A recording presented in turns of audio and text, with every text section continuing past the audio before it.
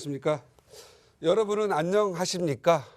참 우리나라는 아직까지 그래도 행복한 것 같습니다. 지금 현재 우크라이나라든가 지금 현재 그 다른 어려운 기근, 그 식량 때문에 많은 사람들이 굶고 힘들어가는 아프리카 이런 데를 생각하면 우리는 아직까지는 풍요롭고 풍족한 것 같습니다.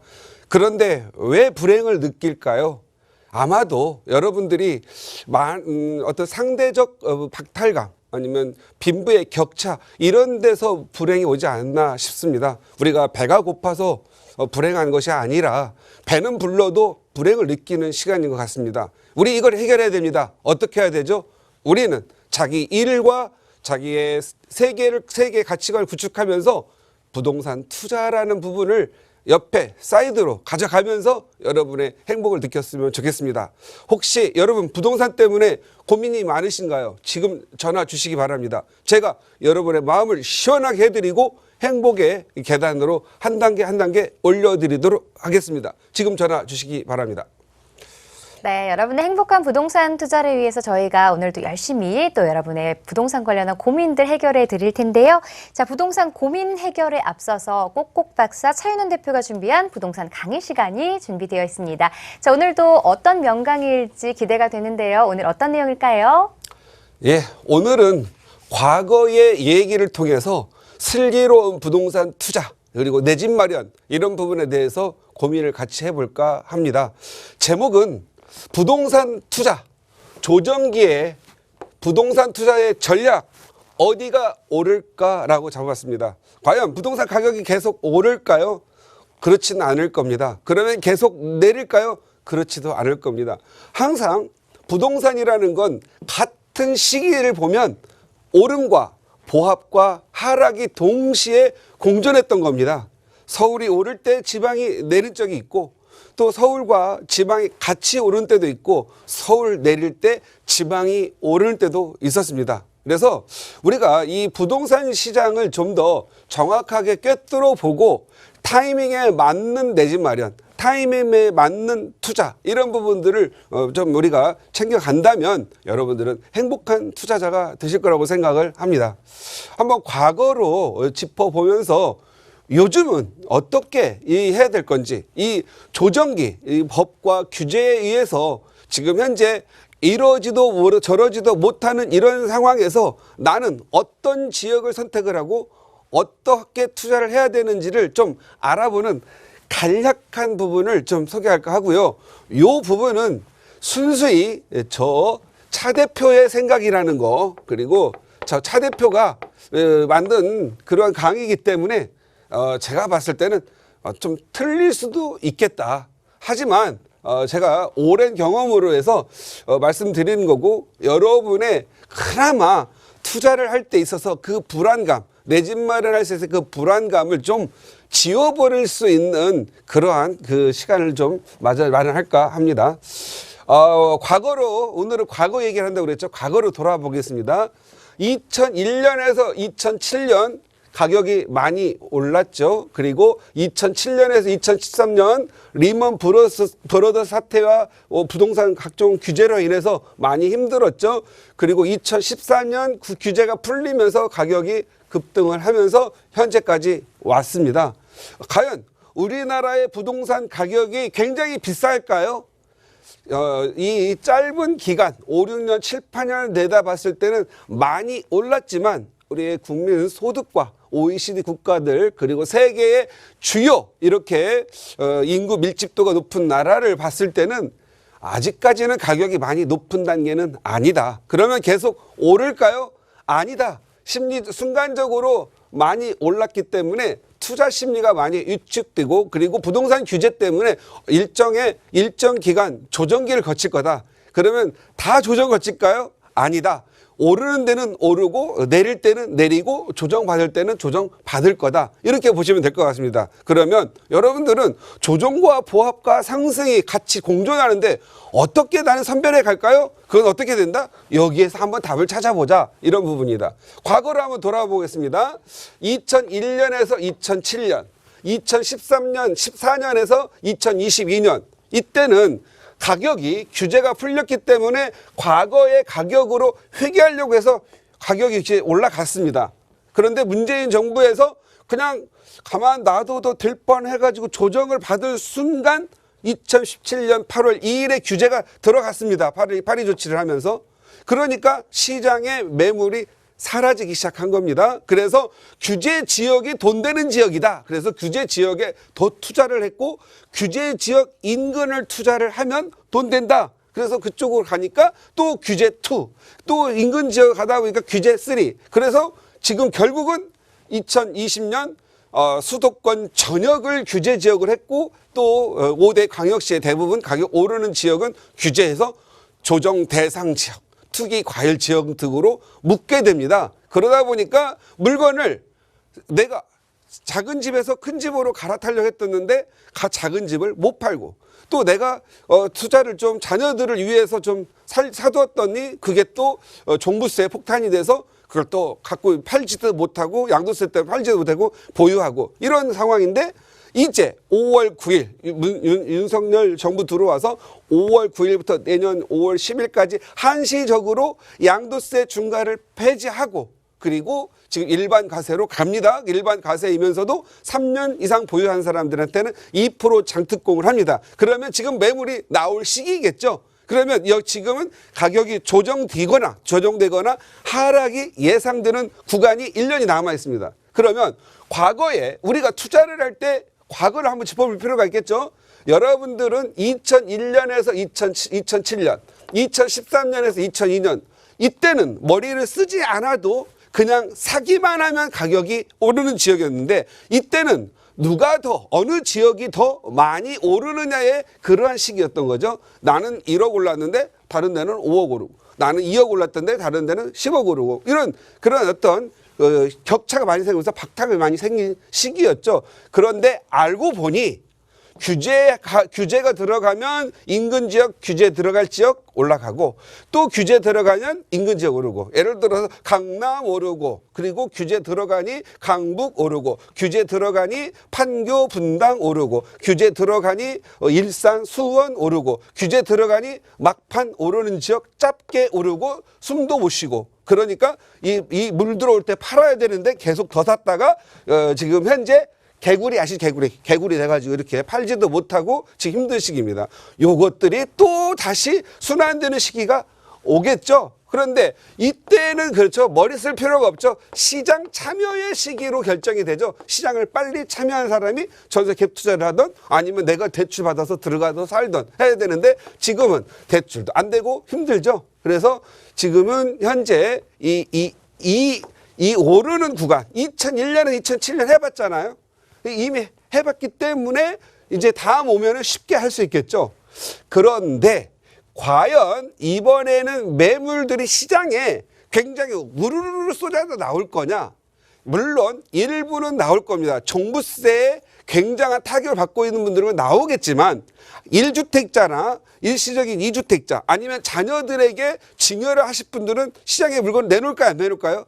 안 내놓을 걸로 보여집니다. 잘 모르는 사람만 내놓거나 자식들한테 너는 아버지가 이렇게 자수성가했으니 너도 너 스스로 자수성가하렴. 나는 집 팔아서 나만 가져서 쓰겠다. 너희들은 내가 키워준 걸로 끝나. 이런 분들은 팔겠죠. 왜? 종부세가 무서우니까. 그런데 요즘 너무 어려우니 이 자수성가는 어려운 시기니까 개천에 용나기도 힘든 시기니까 내가 갖고 있는 이 자산을 아파트를 너한테 하나는 증여해 줄 테니 열심히 살아보렴. 그 대신 너 잘 되면 아빠 늙고 우리 어머니 늙으면 배신하지 마. 이렇게 하면서 화목을 유도하는 부모들도 있겠죠. 그런데 이제는 대부분 화목을 유도하는 쪽으로 갈 거다. 왜 그렇죠?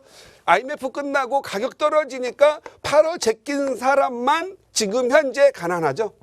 그리고 2007년, 2008년에서부터 2013년 사이에 뭐 하우스 푸어다 뭐다 했던 시기였죠.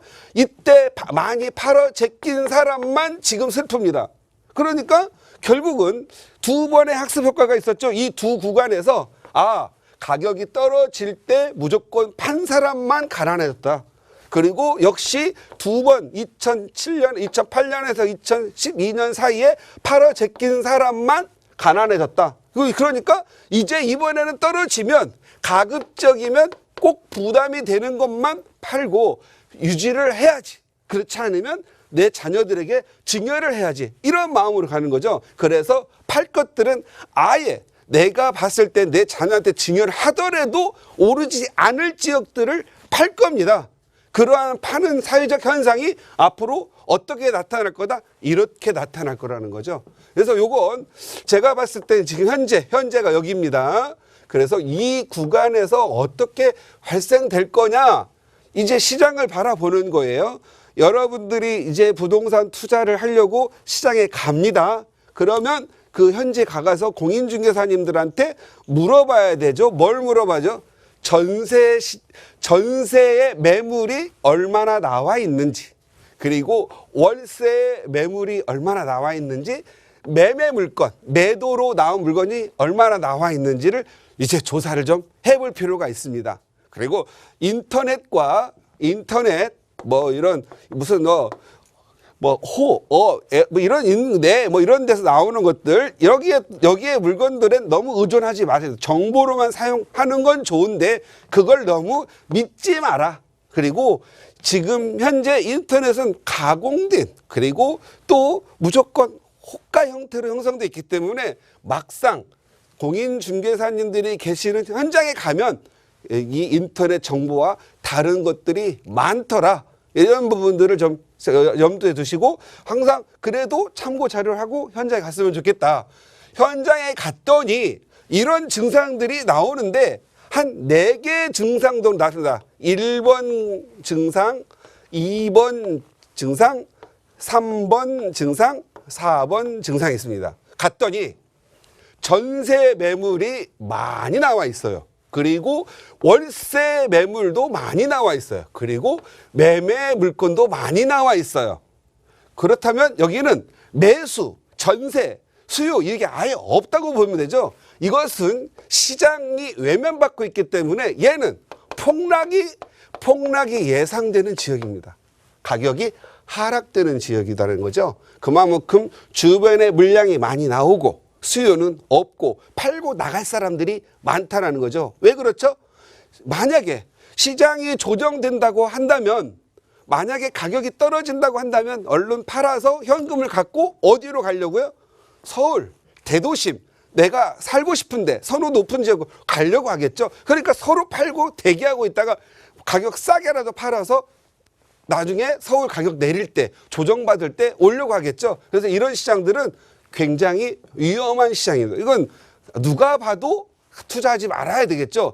그런데 여러분들은 이런 조사를 안 하기 때문에 아유 이거 물건 좀 싸. 이거 옛날에 호가가 얼마였고 매매가가 얼마였는데 이거 얼마니까 지금 사두면 좋아. 이렇게 해가지고 그냥 홀라당 사죠. 그러면 뭐가 됩니까? 보리자루. 꺼다 놓은 보리자가 돼가지고 나 다음 투자에 아주 악영향을 미치죠. 투자하면 안 됩니다. 그리고 팔 사람들은 과감하게 빨리 처분하는 게 좋습니다. 그리고 또 같은 1군이죠. 1번. 전세 매물 많은데 월세는 없을 수 있어요. 그러나 매매 물건이 많이 나와 있어요. 월세. 이렇게 월세는 사실은 살짝 무시해도 됩니다. 왜 그러냐면 월세 시장은 주변이 역세권이거나 상업 및 업무시설이 있는 지역이기 때문에 월세는 약간 다르게 미치기 때문에 부동산 아파트 가격에는 직접 영향을 미치진 않습니다. 다만 최근에 전세값이 많이 오르다 보니까 전세값을 올려줄 수가 없어서 반전세가 좀 많이 늘어났죠. 그래가지고 뭐 예를 들어서 전세가 5억 살았는데 한 내가 5% 또는 뭐 15% 정도 올려줘야 될 때, 올려줄 돈이 없을 때 집주인과 협상을 해서 보증금 이대로 두고 내가 월세 좀 올려드릴 테니 합시다. 뭐 이렇게 해서 월세 시장이 좀 늘어났기 때문에 이것은 전세에 수반된다. 이렇게 표현하시면 될 것 같고, 역시 전세 물건 많고 매매 물건 많은 시장이 외명하니까 이것도 역시 하락을 할 거다. 가격 하락. 그래서 요 두 개의 시장은 투자하면 안 됩니다. 내 집 마련은. 그런데 어떤 지역 같더니 전세 매물은 없고 월세 매물이 있거나 전세 매물이 있고 절세 매물이 없거나, 그런데 여기는 매매 물건은 좀 나와 있어요. 전세 수요가 많나 보다. 그래서 매물이 없는가 보다. 그런데 매매 물건, 매도 물건은 좀 나와 있어요. 아, 여기는 착각할 수가 있어요. 전세 물건이 없다 보니까 전세 가격은 상승을 하겠죠. 그런데 매매가는 매매 물건이 많이 나와 있으니까 매매가는 보합세를 유지하고 있겠죠. 그러면 갭 투자하기가 좋아요.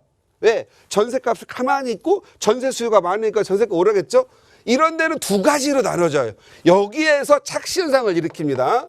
과거에 수지 이때 2009년 10년에서 경기도 쪽에서 이런 현상이 많았다는데 전세값은 높은데 매매값이 잘 안 오르고 매매 물건이 많이 나와요. 그래서 갭이 적어요. 그래서 홀라당 투자를 했어요. 그랬더니 팔리지도 않고 계속 꿈틀거리지 않는 거예요. 왜? 사람들이 이 시장은 가격이 안 오를 시장이니까 샀다가는 내 돈 본전 건지기 힘들겠구나. 그래서 죄다 전세로 가는 거예요. 전세로. 그래서 전세 수요가 많이 늘어나고 그러다 보니까 전세 물건은 없고 살 사람은 없는 거예요. 그래서 이렇게 매매 물건들만 나와 있는 경우가 있습니다. 그런데 이 시장은 두 개로 나눠진다고 했죠. 하나는 인기가 좋은 지역이다 보니 전세 수요가 있고 매매 물건은 좀 나와 있어서 너무 고가 지역인 거예요. 그래서 살 수가 없어서 자금을 만드는 동안 보합세가 유지되겠죠. 그래서 보합세가 유지되는 시장이 있어요. 이것은 인기 지역이에요. 그런데 예를 들어서 전세 매물은 없고 매매 물건만 나와 있는 데는 가격 하락이 유력한 지역들이 많다. 그래서 서울의 중심권에는 보합세를 유지할 거고 서울의 밖에 있는 멀리 있는 지역일수록 이런 현상이 많이 두드러질 거다. 그래서 매물 많이 나오고 전세 매물이 없는 이유는 직장인들이나 아니면 신혼부부나 이런 분들이 전세를 살다가 돈 좀 모아서 가격이 좀 떨어지고 좋아지면 대출 좀 규제 풀리면 사야지 하고 대기를 하려고 전세를 살고 있는 거예요. 그러니까 전세 매물이 없어요. 근데 매매는 절대 안 해. 그러니까 매매 물건이 많이 나와 있는 거예요. 그래서 이런 시장은 위험한 시장이니 함부로 하지 말고 잘 검토를 해서 적어도 전문가의 좀 상담을 받아서 선호도가 있는 지역이지 없는 지역이지 이 보합이 나중에 상승으로 이어갈 건지를 좀 알아보는 게 필요하다. 이렇게 보시면 될 것 같고요. 어떤 지역 갔더니 전세 매물은 있는데 월세는 없고 진짜 화세 매물이 없어요. 이것은 가격이 상승하는 지역입니다. 자, 전세 매물이 나와 있는데 내가 살려고 하는 매물이 없어. 이런 데는 투자를 해놓고 전세를 내놓고 그냥 나중에 들어가서 살아야지. 아니면 나중에 내 아들이 들어와서 살아야지. 이런 데죠. 미리 선점 투자를 해놓은 분들이 많아요. 이런 지역들은 어떤 지역들이죠? 재개발 지역이라든가 재건축 지역 하면 그런 데가 좀 많아요. 가격은 오르는데 당장 내가 들어가서 살기는 그렇고 그러니까 전세를 놓았다가 나중에 재건축 끝나고 나면 들어가야지 아니면 다 자금 마련해가지고 들어가야지 하는 지역들이죠. 그래서 전세 물건이 있고 월세 물건도 있는데 매매 물건이 없는 지역 또는 전세 물건 없고 월세로라도 세를 놓는데 매매 물건이 없는 지역 여기는 가격이 상승되는 지역이다. 그래서 재개발 재건축 투자를 통해서 이 전세를 투자를 해놓고 전세를 내놓는다. 근데 재개발 재건축 지역들은 아무래도 노후도가 좀 안 되기 때문에 전세가 잘 안 나갈 수 있죠. 깨끗한 환경에서 전세 세입자들도 깨끗한 환경에서 살고 싶어 하지 않겠어요? 그러다 보니까 가격은 상승은 하는데 일단 임대 매물이 좀 나오는 경우가 좀 있습니다. 이런 데는 투자를 하면 좋지요.